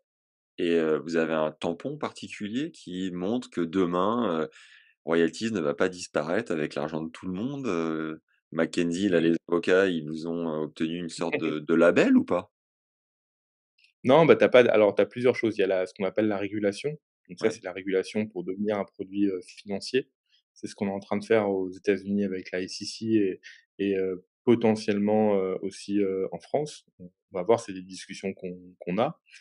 Donc ça, c'est la régulation, mais la régulation empêche pas une société, potentiellement de disparaître, hein, comme toutes les boîtes, dans le monde. Donc tu as une société, on est une SAS, on a une holding. Après, qu'est-ce qui, est un garde-fou pour les utilisateurs? C'est que, l'argent n'est pas chez nous, l'argent est chez MangoPay, typiquement dans les wallets. C'est MangoPay, en fait, notre prestataire de paiement qui gère tous les flux financiers. Donc c'est pas, voilà, tu peux pas, demain, te dire, «Je pars avec», entre guillemets, «je pars avec la caisse». La Voilà, valise. c'est pas possible. Oui et puis, voilà, c'est ça c'est les c'est jamais aussi, caricatural et du coup, effectivement, on travaille avec un prestataire de paiement qui assure, lui, toute cette partie-là. D'accord. On s'était parlé il y a 1 an, et tu me disais que ton rêve, bon, c'est aussi un challenge, hein, c'était de devenir une licorne. Une licorne, je crois que c'est une Mmh. entreprise qui dépasse le milliard de chiffre d'affaires, non, c'est pas ça? C'est qu'il dépasse le milliard de valorisation. De En valo, fait, OK. Ouais, de Valo. En fait, on dit ça, mais au travers de la mission, qu'est Royalties et de ce pourquoi aujourd'hui on se lève tous les matins, c'est de devenir, la première bourse internationale des talents, au même titre que le Nasdaq pour les entreprises. Vraiment, Ouais. c'est la mission, c'est l'ambition de devenir ça qui est plus forte que jamais, aujourd'hui et évidemment que si on arrive à réaliser cette mission, on fera partie, des plus belles boîtes françaises, sur la planète et c'est vraiment, ce qu'on cherche, on y croit, on tous les indicateurs nous montrent que c'est possible, malgré l'environnement économique en ce moment qui est pas, qui est difficile. On résiste bien, on continue d'avancer et on espère que cette année, on pourra se lancer dans d'autres territoires. Vraiment l'objectif c'est là maintenant, c'est de s'internationaliser comme on disait et donc d'aller, aux USA, mais pas que, dans d'autres pays, européens. Ça peut être aussi le Middle East qui est très friand de sport en ce moment avec, l'Arabie Saoudite. Ça, c'est des territoires qu'on regarde avec intérêt pour vraiment pouvoir, se développer cette année. Et les US, ça devrait ouvrir quand, tu sais? Alors on ne sait pas parce qu'on attend, la green light de la SEC, donc d'être régulé sur place parce que le ROI là-bas est considéré de facto comme un produit, financier et du coup on attend en fait, on attend ce fameux sésame pour pouvoir, commencer à se lancer là-bas donc cette année mais on ne sait pas exactement quand. On est prêt. D'accord. Et ta vie à toi, ça ressemble à quoi? Tu charbonnes du matin au soir comme un dingue ou tu as réussi à structurer des équipes? Parce que ça a dû être, rock'n'roll, les premiers temps. Là, Mmh. le bateau, il est dans quel type de mer actuellement, là? Bah, le bateau quand tu es entrepreneur, en fait, la réalité, c'est qu'il est toujours dans une mer agitée, en fait OK. et peu importe ton stade de développement, en fait, tu te dis toujours, au début, tu dis: «Ouais, vivement qu'en fait, je recrute beaucoup de monde, ça ira mieux». Mais non, parce qu'en fait, quand tu recrutes beaucoup de monde, c'est un changement de méthode de management, c'est un changement, structurel, donc ça t'amène d'autres problèmes. Pareil, au début, quand tu as peu d'utilisateurs, tu dis: «Vivement que j'ai beaucoup d'utilisateurs, ça ira beaucoup mieux». Bah non, parce que plus tu as d'utilisateurs, plus tu as de problèmes.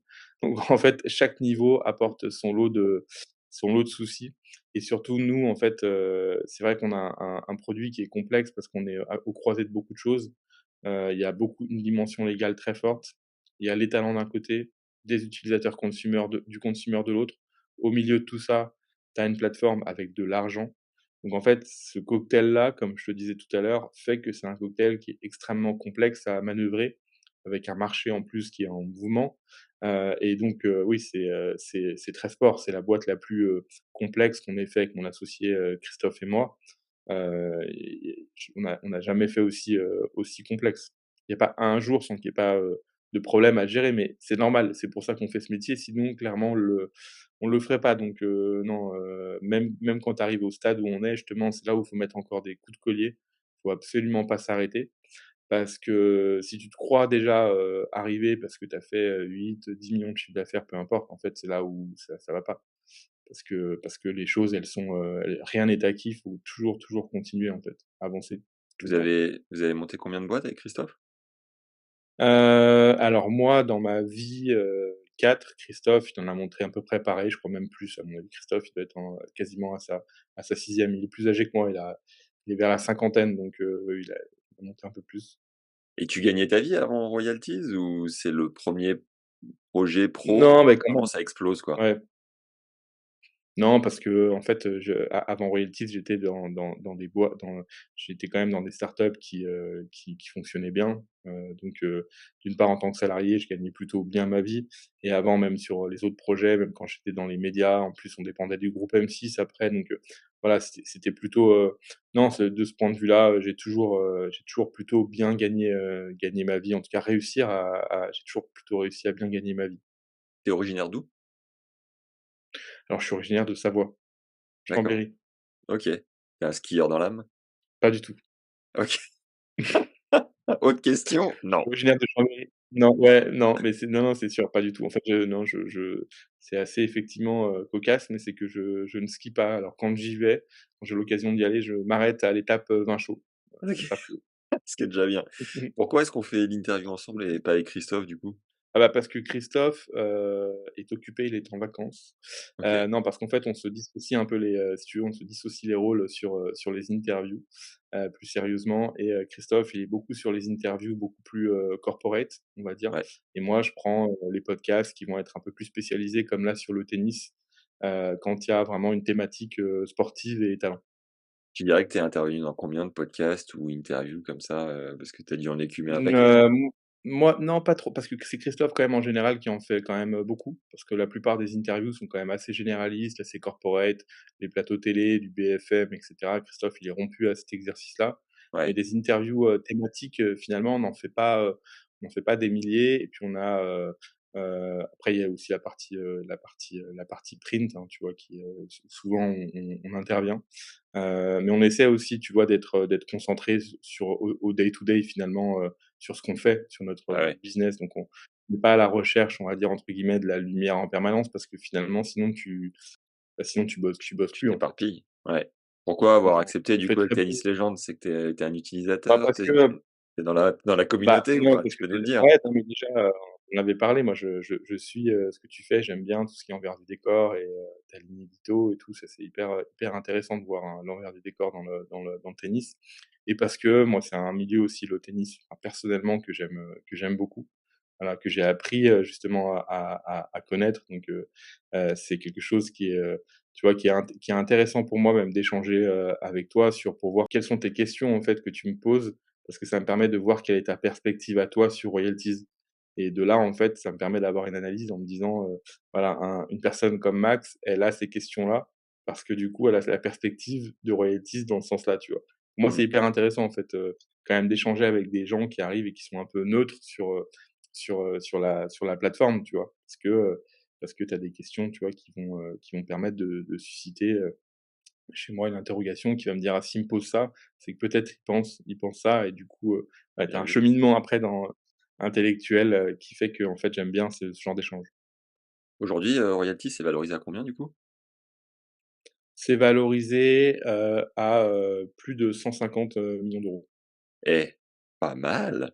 On est à un peu plus de 10 de ton rêve de licorne. Si tu devais, citer les valeurs de l'entreprise, ta vision à toi, tes envies, tes rêves, nous faire une synthèse de tout ça, ce serait quoi? Oh, c'est la question la plus difficile du podcast. Mais, mes ambitions là, c'est vraiment de faire, déjà de royalties, d'aller le plus loin possible parce qu'en fait, c'est un produit, un projet dont la mission, en fait, elle est tellement importante pour, nous et pour moi. C'est que on a vraiment envie de le pousser au maximum parce que c'est vrai que ça, on n'en a pas parlé. Mais, la mission, en fait, sous-jacente qu'on avait aussi depuis le début avec Christophe et qu'on n'a pas pu encore exécuter, c'est de se dire: «Ce mécanisme-là, en fait, il peut vraiment permettre d'aider des gens qui en ont réellement besoin». Oui, parce qu'aujourd'hui, Un talent comme c'est focus sur les stars, donc c'est pas encore oui, un de talent comme Dani. Tout à fait, un talent comme Daniil Medvedev, il est en état, on connaît ce qu'il gagne, s'il a pas royalties, ça change pas du tout sa vie. Par contre, demain, un très jeune joueur de tennis, qui arrive pas à se financer, parce que, il vient pas du bon territoire ou qu'il a pas le bon réseau et ben, c'est ça, en fait, qu'on aimerait vraiment pouvoir, mettre en place et se servir de tout ce mécanisme et cette puissance financière au travers de royalties pour financer ce qu'on appelle nous les infinançables, toujours au travers de nos thématiques et toujours avec ce concept, hein. Ce qu'on veut faire, c'est pas de la charité, attention. C'est vraiment que tout le monde soit gagnant et que des personnes investissent vraiment sur l'avenir d'un très jeune talent et ça va commencer dans pas longtemps. Normalement, on va avoir vraiment, d'ici au printemps, ces jeunes talents qui sont, quasi inconnus et qu'on va introduire sur la plateforme et là, pour le coup, on aura vraiment ce côté, ultra vertueux qu'on cherchait aussi avec Christophe, de permettre, faire en sorte que cette solution, elle aide des personnes qui en ont besoin, et vraiment. Donc c'est c'est ça, hyper en fait. louable, mais à part, le réseau de l'inconnu, qui va se Ouais. dire, «Je vais sur Tartampion, mettre 100 balles», Ah, enfin, tu vois? alors c'est une bonne question parce que c'est pour ça qu'on l'a pas fait au début. Si on avait fait ça au début, c'est-à-dire mettre des inconnus avant les stars, ça aurait jamais marché et d'ailleurs, je Ouais. suis quand même pas là pour en parler parce que ça aurait pas fonctionné, Realities. Maintenant qu'on a mis des stars, qu'on a une communauté, qu'on a 200 000 utilisateurs, des gens qui comprennent la plateforme, qui nous font confiance, aussi nos clients. Ils savent que si on met un talent sur la plateforme, c'est qu'il y a aussi eu de la recherche. On va pas mettre, Toto parce qu'on l'a vu, au coin de la rue, tu vois? Il y a quand même une histoire et toute la communauté royalties, on est persuadé, ira sur ce type de profil parce que c'est aussi l'ADN un peu de la plateforme, c'est, de dénicher, un peu la nouvelle star et de suivre son parcours. Les gens, ils investissent, tu sais, même dans les boîtes en général, dans les startups, ils investissent aussi pour l'histoire, tu vois? Pour ce qu'on appelle nous, enfin toute l'histoire, voilà, qui va en découler, de faire partie vraiment intégrante d'une histoire et ça va être pareil, en fait, avec ces très jeunes talents qui sont inconnus et ça, vraiment, c'est un truc qui me tient moi personnellement à cœur donc déjà une fois qu'on aura réussi ça, je pense qu'on aura, été un peu, au bout de la première partie de la mission et après aussi, c'est de mener, vraiment, au maximum ce bateau qui est Royalties avec toute l'équipe, parce qu'on a une équipe qui est vraiment géniale derrière, on n'est pas très nombreux et je pense que tout le monde a vraiment envie d'aller, là au bout avec Royalties. Aller au bout, ça veut dire quoi? Aller au bout, ça veut dire quoi? C'est une très bonne question. Aller au bout, en fait, si on prend pour une, start-up, aller au bout, c'est aller à l'IPO, c'est-à-dire aller jusqu'à, l'introduction, en fait, en bourse de ta société. OK. Et aujourd'hui sur une société comme Royalties avec, les ambitions qu'on a, avec le modèle de Royalties et le nombre de verticales, de talents et de territoires qu'on peut, adresser, on peut escompter arriver jusqu'à. C'est certes une ambition qui est importante, mais il faut l'avoir. Ouais, ça voudrait dire qu'à 40 piges, dans 4 ans, quand, vous êtes aux portes de l'introduction en bourse, tu fais tes valises et tu pars aux Bahamas? Mmh, ouais. Je pense pas partir aux Bahamas parce que malheureusement, je dis ça, c'est que je suis quelqu'un qui, s'ennuie extrêmement vite et si je reste un jour, sans connexion internet, sans réfléchir, sans phosphorer, en fait, je commence à devenir fou et j'espère avoir la capacité, prochainement de pouvoir, me reposer enfin. Mais clairement, je pense que, tu sais, quand tu es entrepreneur et que c'est dans tes veines, c'est très, très dur de décrocher et tu peux, effectivement prendre un peu des vacances, mais après te dire que tu arrêtes complètement, même si ça t'a saoulé parce que, bah, tu en as plein le dos, je pense qu'après, en fait, tu y reviens toujours, en fait. Tu sens quand même C'est que addictif. tu accumules de la fatigue et tout, que c'est Ah dur bah, à gérer, c'est quoi? hyper dur. Ouais. Bah, c'est le mode, comme je dis souvent à mes amis ou à mon entourage, c'est le mode hardcore. Ah ouais, Vraiment. à ce Ce point-là? qu'on nous raconte, ce qu'on raconte parfois dans les médias ou ce qu'on peut lire, c'est extraordinaire, la liberté financière ou je ne sais quoi de l'entrepreneur, ça c'est des conneries pour moi. C'est pas, c'est pas du tout, c'est pas du tout représentatif de ce qu'on vit, quand on est entrepreneur et encore plus, dans l'écosystème, start-up où tu fais face à des défis permanents et nous en plus sur Royalties, on invente tout parce qu'on crée une nouvelle classe de plateforme. En fait, on copie pas ce qui a déjà été fait, en fait. Mmh. On invente systématiquement, donc ça demande tout le temps, cérébralement, de se réinventer. Donc c'est hyper, hyper dur. Enfin, c'est hyper, énergivore. Vous avez combien de concurrents aujourd'hui? Bah, on en a pas vraiment, en fait. C'est ça le point, c'est qu'on a des gens Sur qui sont dans Ouais, l'écosystème. Tu vois, ouais, typiquement, on pourrait dire que l'écosystème Sorare, c'est dans l'écosystème, Socios, on pourrait se dire que c'est dans l'écosystème aussi. Quantum. Mais Fantium aussi, ouais, tout à fait, dans l'écosystème, mais vraiment qui fait comme nous, c'est-à-dire une bourse pour investir sur des talents et avoir un rendement, il y a personne qui fait ça. OK. Parce que il y a quand même on a mis des grosses barrières à l'entrée aussi, en signant les talents en exclus et parce que la réalité, c'est que pour y arriver, c'est complexe. Ouais. Voilà.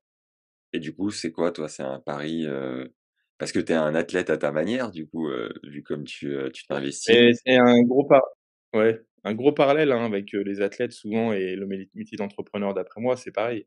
Tu vois, quand tu as par exemple, un joueur de tennis, qui se prend, 2 sets et qui est en difficulté totale parce que dans les boîtes, parfois tu es en défense, tu es en difficulté, c'est connu, hein et bah, là, il faut savoir avoir le mental pour revenir, tu vois, dans le match et gagner le match, tu vois?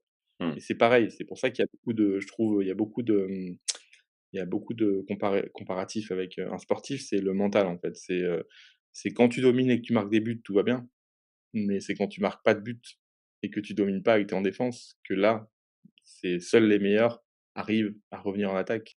C'est pareil pour les Ouais, ouais, entrepreneurs.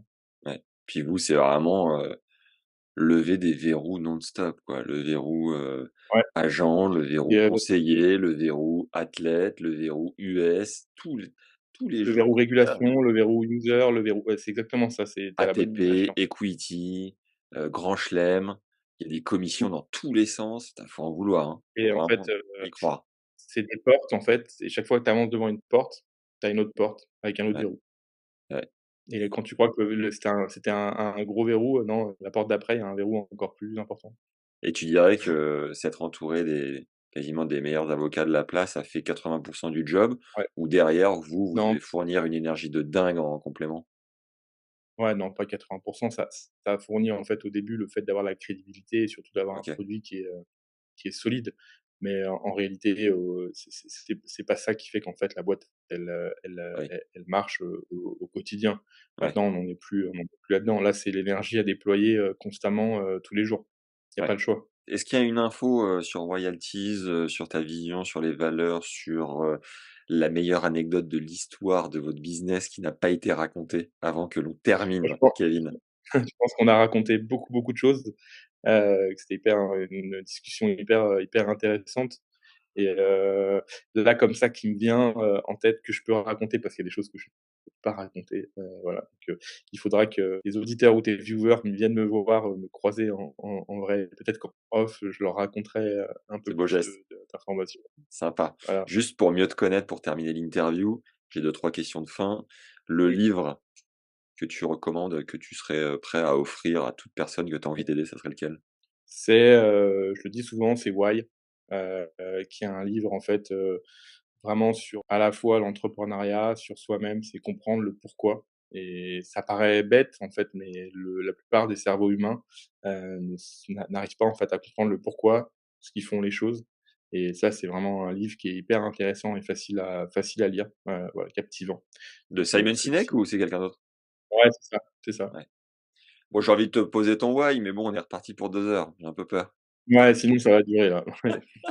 Le concert le plus ouf auquel tu as assisté dans ta vie? Alors, le concert le plus ouf, c'est quand je travaillais dans les jeux vidéo. À l'époque, on était invité par Activision pour le lancement de Call of Duty. Il y avait tellement d'argent et de budget qu'on avait été invité à un concert privé de Rihanna, Eminem, Jay-Z et compagnie. Voilà, concert privé de C'était tous où? ces gens-là pour le lancement à Los Angeles. Et tu avais 15 piges? Hein, et non, là, j'avais plus. Non, non, là, j'avais 21, Waouh! Et du coup, tu pesais mais quand même. assez pour que les mecs te payent tout ça, quoi? Incroyable. Ouais, parce qu'on faisait en fait, on avait, un média qui s'appelait jeuxvideo.fr, et aussi, Ah oui, on avait une émission en partenariat avec M6 sur W9. Donc en fait, en termes d'audience, on pesait beaucoup plus que n'importe quel média, jeux vidéo. Donc on était invité de partout dans le monde, et dans le jeu vidéo à l'époque, il y avait des budgets qui étaient faramineux, et du coup, ça a permis de voyager, all around the world. énorme! Tu l'as encore ce site internet?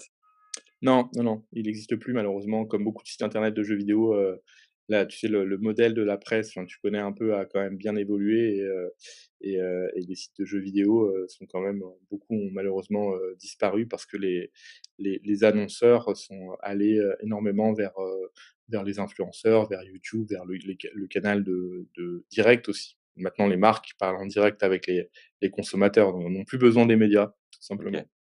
Top 3 des voyages les plus what the fuck avec, les jeux vidéo, tu dirais? J'en ai fait, alors là, c'était, je parfois je partais 4 fois par mois, donc c'était vraiment du délire. Je me demande comment je faisais pour pas être fatigué. J'ai fait des trucs de fou. J'ai fait pour le lancement d'Uncharted, on a été dans le désert de Jordanie, dans les ruines de Petra. J'ai fait un tour du monde avec, PlayStation pour le lancement de la PS Vita à l'époque, c'était la console portable.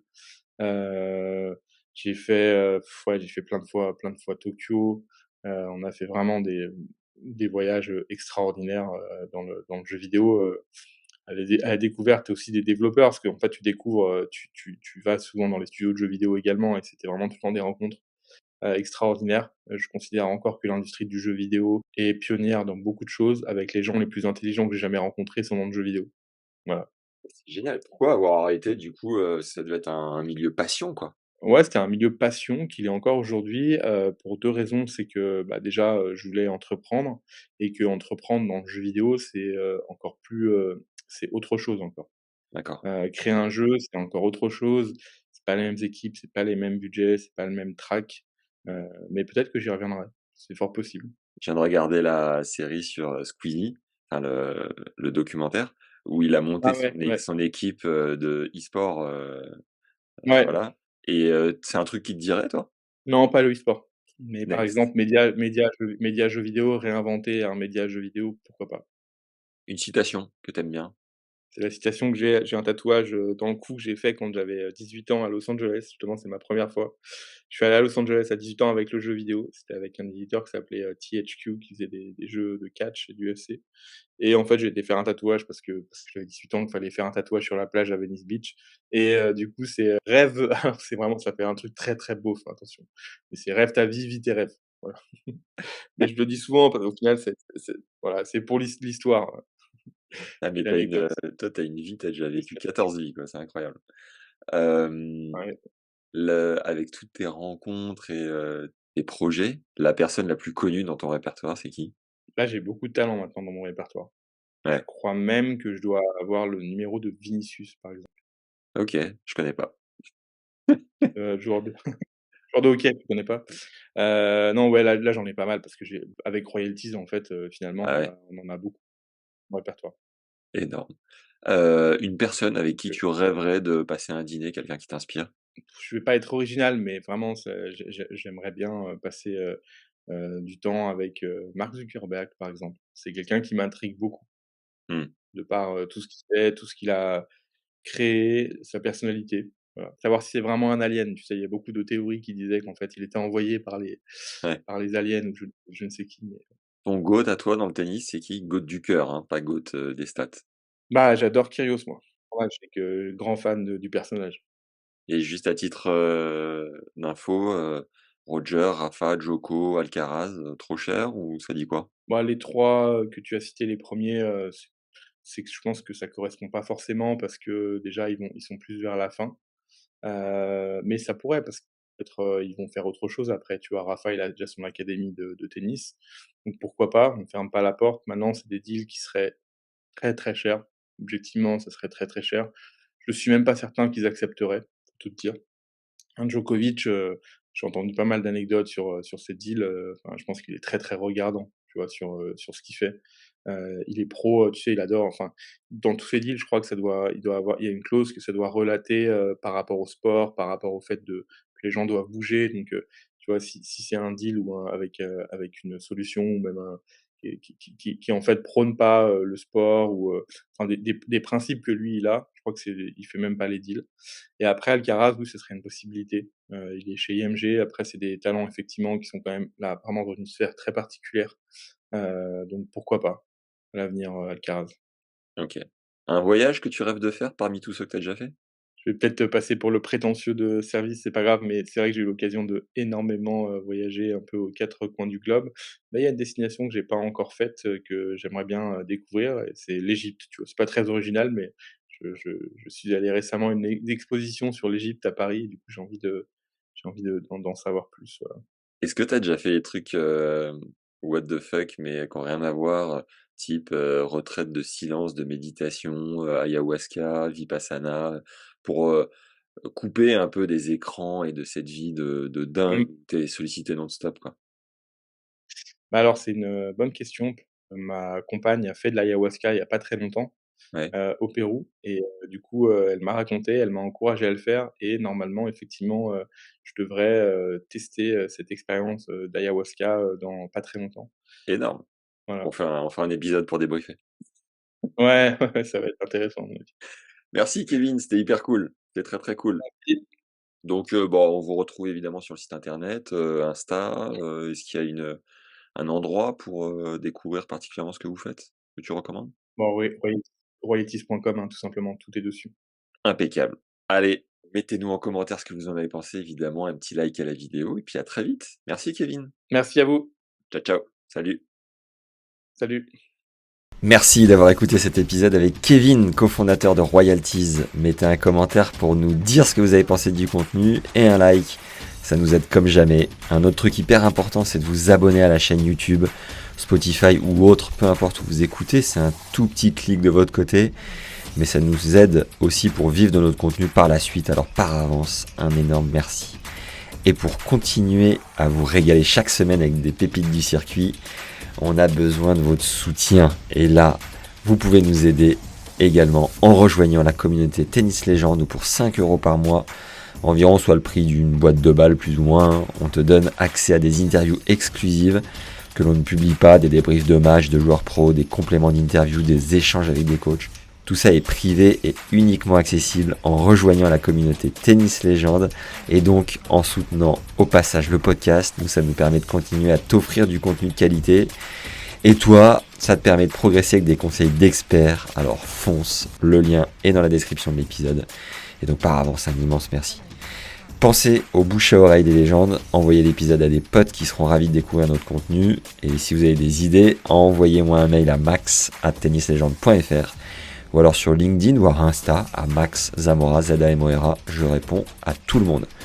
J'espère sincèrement que l'épisode de la semaine vous a régalé et je vous souhaite de prendre beaucoup de plaisir sur et en dehors du cours. Prenez soin de vous et à très vite. Ciao.